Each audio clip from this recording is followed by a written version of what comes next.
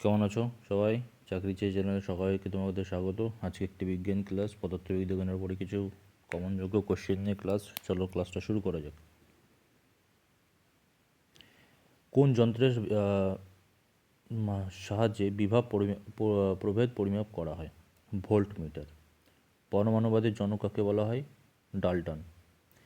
একটি পরমাণুর কটি উপাদান নিয়ে গঠিত? মানে একটি পরমাণু কটা উপাদান নিয়ে গঠিত? তিনটি: ইলেকট্রন, প্রোটন, নিউট্রন। এখানে প্রোটন হচ্ছে প্লাস, নিউট্রনকে হচ্ছে নিউস্তরিত এবং ইলেকট্রন হচ্ছে মাইনাস।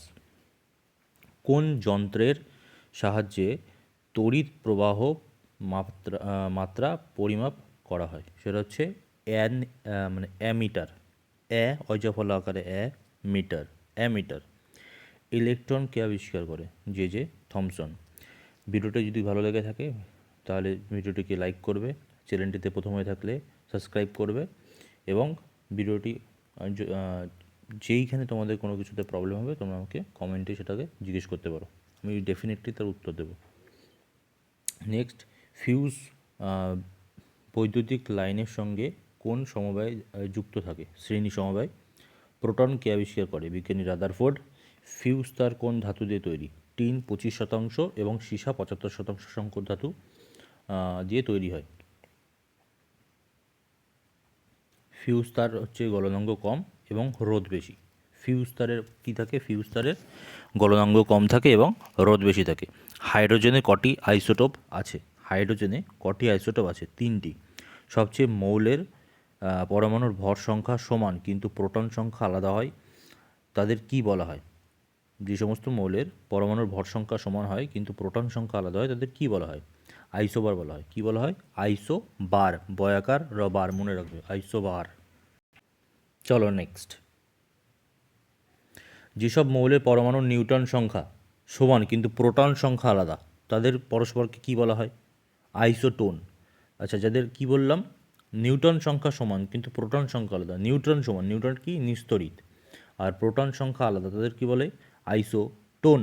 একটি নিউটন এর পরমাণুর আধানের পরিমাণ কত? নিউটন পরমাণুর আধানের পরিমাণ 0, কারণ নিউটন নিস্তড়িত। কোন তাহলে 3টে পরমাণু, ইলেকট্রন, প্রোটন, নিউট্রন, তার মধ্যে কে নিস্তড়িত? নিউটন নিস্তড়িত। আর নিউটনের পরমাণু আধানের মান 0। পরমাণুর মধ্যে সবচেয়ে ভারী কণা কোনটি? নিউটন। তাহলে নিউটনের বিশেষত্ব কি? ওর মান হচ্ছে 0, মানে আধান হচ্ছে 0 এবং ও নিস্তড়িত, আর নিউটন কিন্তু সবথেকে ভারী। পরমাণুর সবচেয়ে হালকা কণা কোনটা? ইলেকট্রন। পরমাণু সবচেয়ে হালকা কণা ইলেকট্রন। চলো নেক্সট। সেলসিয়াস স্কেলে মানুষের শরীরের স্বাভাবিক তাপমাত্রা কত? 36.9 ডিগ্রি সেলসিয়াস। 1 ক্যালোরি সমান সমান কত জুল? 4.2 জুল। এসআই পদ্ধতিতে সর্বজনীন গ্যাস ধ্রুবকের মান কত? R = 8.315 joule. প্রমাণ চাপ উষ্ণতায় কোন গ্যাসের গ্রাম আণবিক আয়তন বা মোল আয়তন 2.4 লিটার হয়? তোমাদের একটা কথা বলে রাখি, এই চ্যানেলে তোমরা কম টাইমে প্রচুর পরিমাণে কোশ্চেন মানে কোশ্চেন সম্পর্কে তোমরা জানতে পারবে এবং কোশ্চেন প্র্যাকটিস করতে পারবে। পড়াশোনাটা বেশিরভাগ হয় আর বকবকটা কম হয়। তো অল্প টাইমের মধ্যে দেখো, এখন 3-3.5 মিনিট হবে হয়তো, এতক্ষণে তোমরা 18 থেকে 19টা সায়েন্সের কোশ্চেন পড়ে ফেলেছো। এর ফলে কী হবে, যদি বকবকটা কম হয় তো তোমরা কম টাইমে প্রচুর প্রশ্ন টানতে পারবে। তো চ্যানেলটিতে জুড়ে থাকার জন্য অবশ্যই চ্যানেলটি সাবস্ক্রাইব করো। তোমরা যদি সাবস্ক্রাইব করো তাহলে আমার হেল্প হয়, কারণ আমি একটু মোটিভেশন পাই।